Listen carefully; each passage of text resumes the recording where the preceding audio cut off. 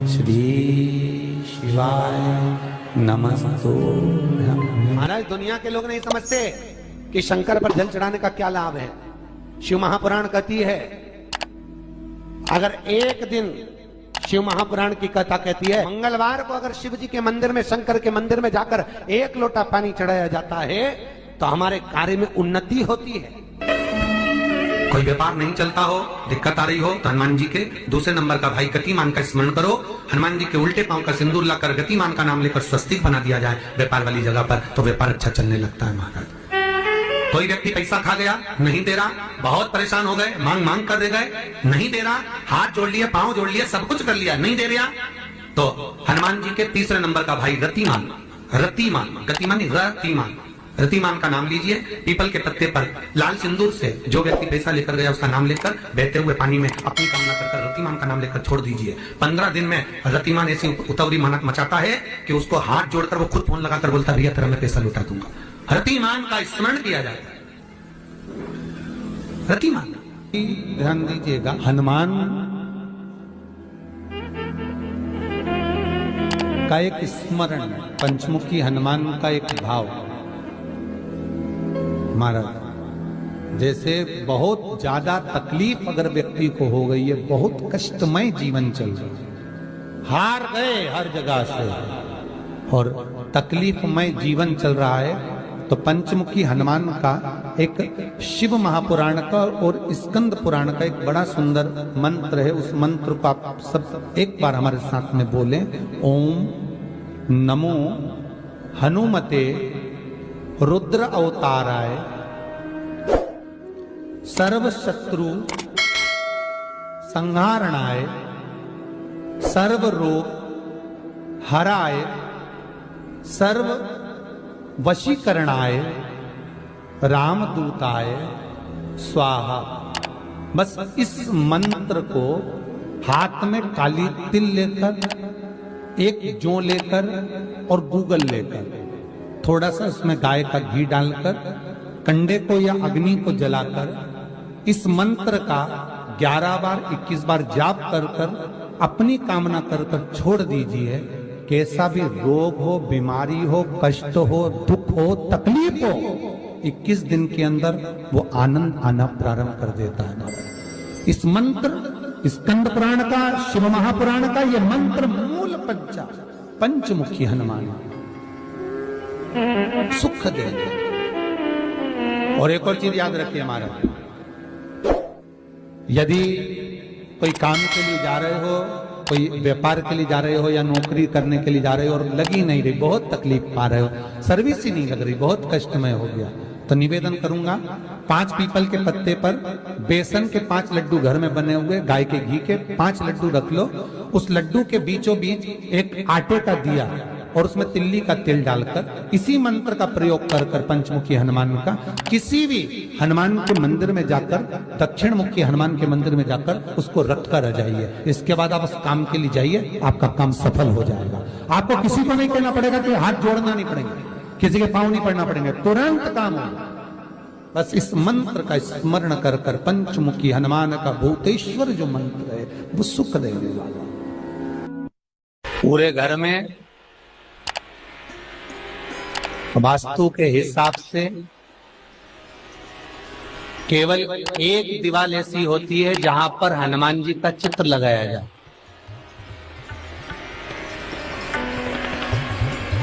चाहे तुम पर्वत उठाने वाला चित्र लगाओ हनुमान जी का, चाहे बैठे हुए लगाओ, चाहे रामायण पढ़ने वाला लगाओ, चाहे लंका दहन करने वाला लगाओ, चाहे राम नाम जपने वाला लगाओ, चाहे लक्ष्मण को संजीवनी देने वाला लगाओ, चाहे मौन मुद्रा में लगा दो, चाहे स्तुति में लगा दो, चाहे भजन में लगा दो। हनुमान जी का कोई भी चित्र लगता है तो ना पूरब में लगेगा, ना पश्चिम में लगेगा, ना दक्षिण में लगेगा। हनुमान जी का अगर चित्र लगता है तो उत्तर की दीवार में दक्षिण को देखते हुए लगता है, केवल एक ही स्थान।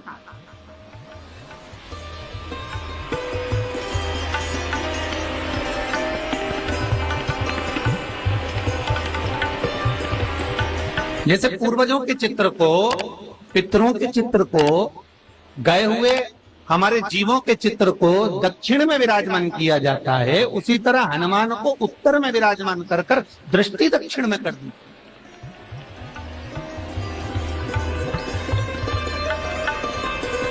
घर में हनुमान जी के जितने फोटो होते हैं उसको केवल दक्षिण दिशा में लगा, वो उत्तर दिशा में लगा बिठाते थे, और दक्षिण की ओर उनकी दृष्टि होना चाहिए, दक्षिण की ओर उनका मुख होना चाहिए। क्यों? महाराज, अगर व्यक्ति के जीवन में कोई बीमारी आने वाली है, व्यक्ति के जीवन में कोई रोग आने वाला है, व्यक्ति के जीवन में अगर कोई कष्ट आने वाला है, व्यक्ति के जीवन में अगर कोई परेशानी आने वाली है, व्यक्ति के जीवन में कोई एक्सीडेंट का योग भी बनने वाला है, तो शास्त्र कहता है वो दिशा दक्षिण से ही बनता है।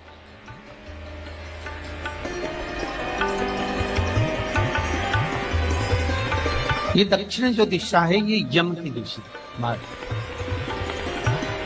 यहाँ संपूर्ण परिवार के साथ यमराज अपने आनंद में निवास करते।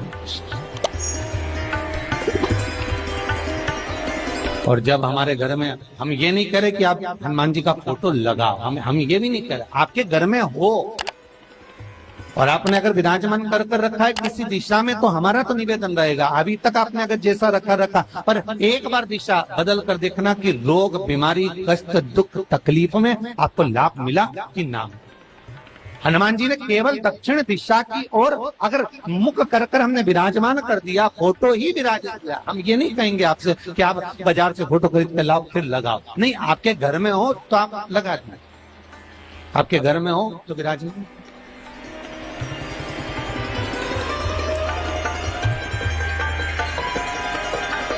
अच्छा, कितनी विपरीतता है वो भी आप जरा जानिएगा महाराज, कि शंकर भगवान के ऊपर जो जल चढ़ाया जाता है उसकी जलाधारी उत्तर में जाती है महाराज। भगवान शिव का जो जल जा रहा है वो उत्तर की ओर जा, और हनुमान जी को उत्तर में विराजमान कर मुख दक्षिण की ओर कर। क्यों? प्रबल दिशाओं में उत्तर और दक्षिण महाराज, ये जो दो दिशाएं, इनको साधने के लिए कोई देवता आगे नहीं। अगर इन दिशाओं को कोई साधने वाला है तो केवल एक देवाधिदेव महादेव ही हो सकता। काल का हरण करने वाला वो महान काल ही हो सकता। शंकर का ही एक अवतार है हनुमान जी महाराज, रुद्र अवतार महाराज। हनुमान जी से कहा तुम दक्षिण की ओर दिशा पर संभालिए, शिव जी कहते हैं मेरा जल जब उत्तर की ओर जाएगा तो इस दिशा को मैं संभाल, चिंता ना करिए। जो स्मरण करने वाला होता है, भजन करने वाला होता है, कीर्तन करने वाला होता है, नाम जाप करने वाला होता है, उसका भी शास्त्र विधान करता है, उसका भी व्याख्यान वर्णन करता है कि जैसे एक दिशा के रूप में हनुमान जी महाराज को विराजमान कर दक्षिण की दिशा पर हम विजय पर, अर्थात रोग पर, बीमारी पर, कष्ट पर, तकलीफ पर हम विजय प्राप्त कर सकते। ऐसा नहीं कि ऐसा कोई रोग नहीं जिसकी दवा नहीं है, पर जब तक भगवान की कृपा नहीं होगी तब तक कोई औषधि मिल सकती नहीं, कुछ प्राप्त नहीं हो सकता। जब भगवान करुणा करते हैं तो आप रूप कुछ ना कुछ सुख की अनुभूति हो जाती है, अपने आप सुख का भान हो जाता है।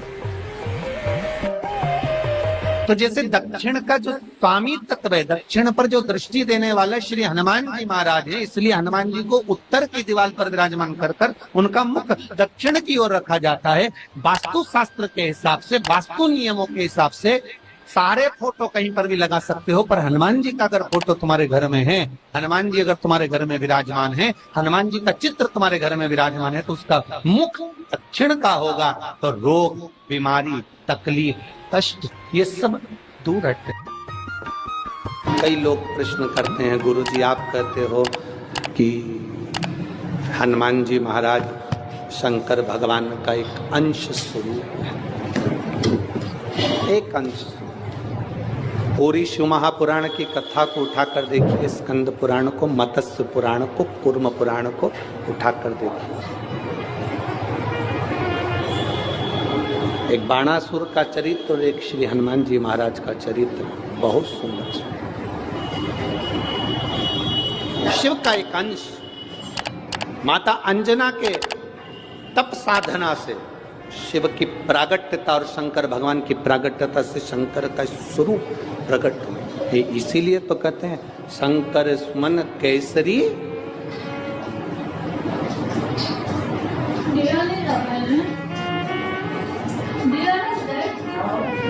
शिव का एक स्वरूप है हनुमान जी। हम तो हमेशा कहते हैं अगर आप हनुमान जी का भी दर्शन कर रहे हैं तो ये अंदाजा लगा कर रखें कि आप शंकर का दर्शन कर रहे हैं। आप शंकर का दर्शन कर रहे हैं तो ये अंदाजा लगा कर रखें कि आप हनुमान जी का दर्शन कर रहे हैं। सब एक, कोई भेद नहीं, सब एक, कोई भेद नहीं। देवताओं, आप एक बेलपत्र,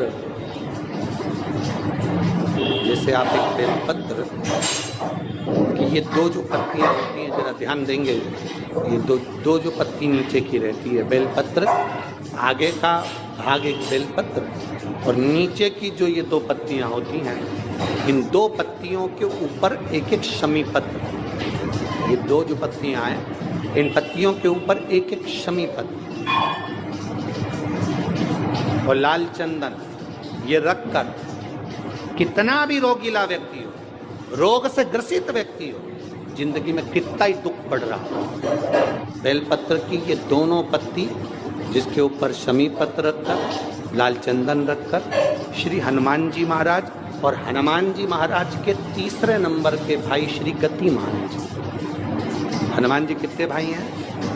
6। उसमें हनुमान, रतिमान, प्रतिमान, मतिमान, गतिमान, तो जो नीचे के क्रम में आते हैं श्री गतिमान जी, उन गतिमान जी और हनुमान जी का नाम लेकर जो शिवलिंग के ऊपर समर्पित कर देता है, रोग का निवारण होता ही है, रोग मुक्ति होती है। मंगल का प्रदोष निकाल कर रख लो कि मंगल का प्रदोष इस दिन पड़ रहा है, मंगल की त्रयोदशी तिथि पड़ रही है, प्रदोष व्रत मंगलवार का पड़ रहा है।